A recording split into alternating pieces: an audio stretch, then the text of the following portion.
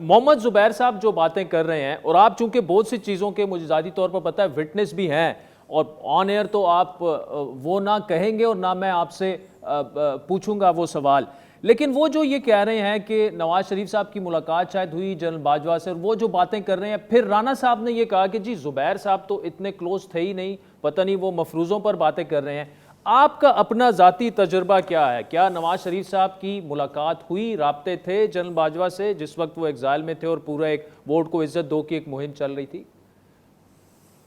मैं इस बात पे मुख्तसर सा कमेंट करूँगा आदिल साहब। ये जनरल बाजवा साहब के बिल्कुल हमारे साथ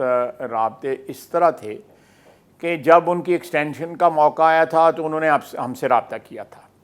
और मैं ऑन रिकॉर्ड हूँ कि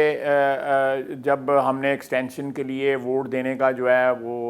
फ़ैसला हुआ लंदन में एक मीटिंग के अंदर जो है, और मेरे ज़िम्मे लगाया गया ये बात जो है कि ये असम्बली में इसकी हमायत जो है वो की जाए, तो उसके बाद मैंने ये कहा कि इस सिलसिले में मुझे जनरल फैज़ साहब मिले और उन्होंने कहा जी कि क्विड प्रो को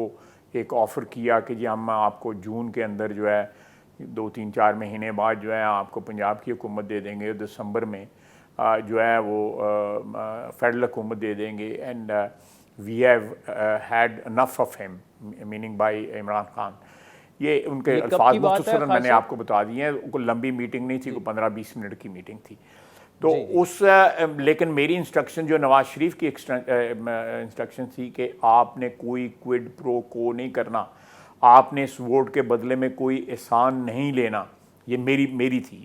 इंस्ट्रक्शन से क्लियर कट थी। और ये चीज़ जो है 12-13 आदमियों के सामने जो है इसका फ़ैसला हुआ था। हमारी पार्टी की सारी लीडरशिप वहाँ पे मौजूद थी।